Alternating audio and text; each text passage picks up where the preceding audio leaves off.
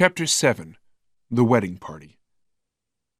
The December cover of Capital magazine featured Clay Carter, looking rich and handsome in his expensive Armani suit. Inside, there are pictures of him playing with a dog, borrowed from Rodney, standing proudly in empty courtrooms, washing his new Porsche, and standing on board his new boat in the Bahamas. Near the back of the same magazine were pictures of brides, followed by announcements of future weddings. There was a picture of Rebecca Van Horn, looking beautiful, sitting on a bench next to her future husband, an insignificant but rich-looking man called Jason Schubert Myers. Clay smiled to himself at the misery the magazine must, at that moment, be causing in the Van Horn home. Bennett and Barbara Van Horn wanted the whole world to be impressed by their daughter's wedding, but who was on the front cover of the same magazine? Clay Carter, the man who Bennett had called a loser. Revenge was sweet, but his revenge wasn't finished yet.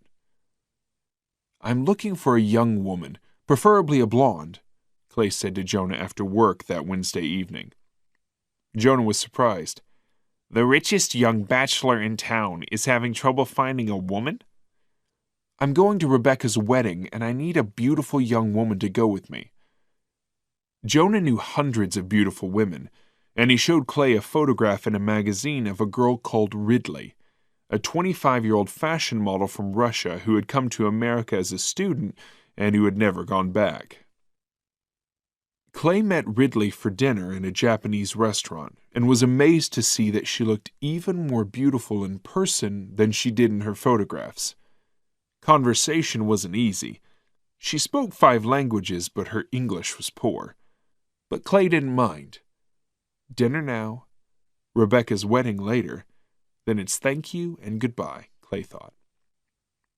On the day of Rebecca's wedding, as he turned into the drive of the Potomac Country Club, Clay remembered his last visit to the same place 7 months earlier.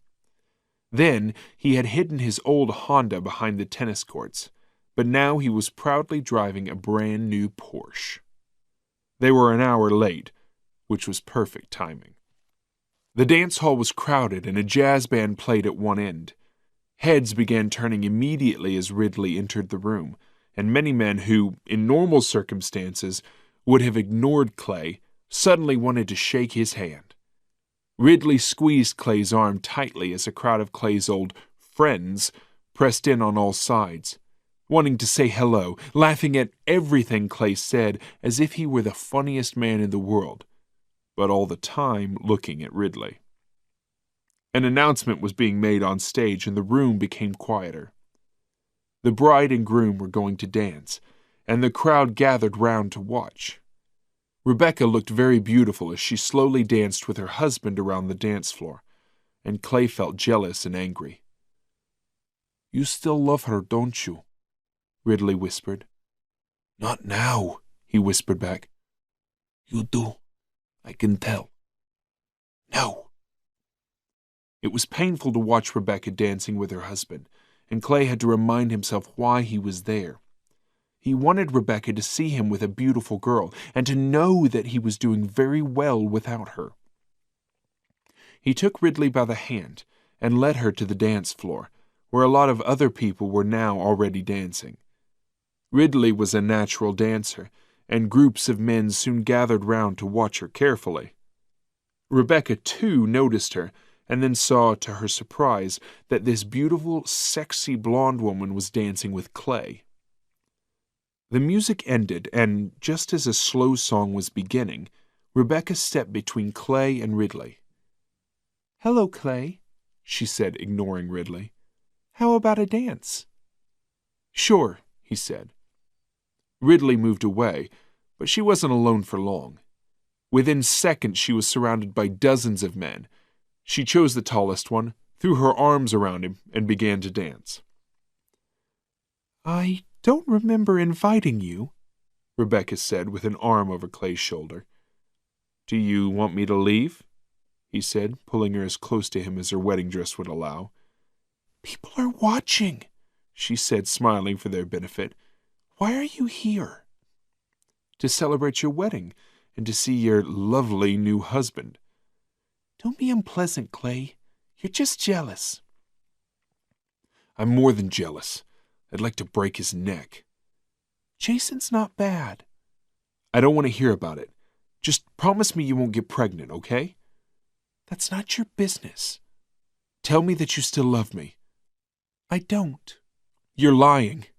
"It might be best if you left now." Rebecca pulled away from him. Then, looking at Ridley dancing, added, "And take her with you." "Just wait a year, okay?" Clay ignored her request. "By then, I'll have $200 million. We can jump on my jet, leave this boring little place, and spend the rest of our lives on my boat. Your parents will never find us." She stood in front of him, not moving, and said, "Goodbye, Clay." "I'll wait," he said, then got knocked to one side by Bennett, who grabbed his daughter and rescued her by leading her to the other side of the floor. Barbara was next. She took Clay's hand and flashed him an artificial smile. "Don't cause any trouble, Clay," she said without moving her lips. She pretended to dance with him, leading him toward the door. "And how are you, Mrs. Van Horn?" Clay said, his politeness as artificial as her smile. "Fine, until I saw you. I'm sure you weren't invited to this party." "I was just leaving." "Good. I'd hate to call security." "That won't be necessary." The music stopped and Clay pulled away from Mrs. Van Horn, marched across the dance floor, pulled Ridley away from her crowd of admiring men, and led her toward the bar. As he was ordering a drink, a big man in a rented suit approached him and whispered, "I'm security." "I'm leaving," Clay whispered in reply.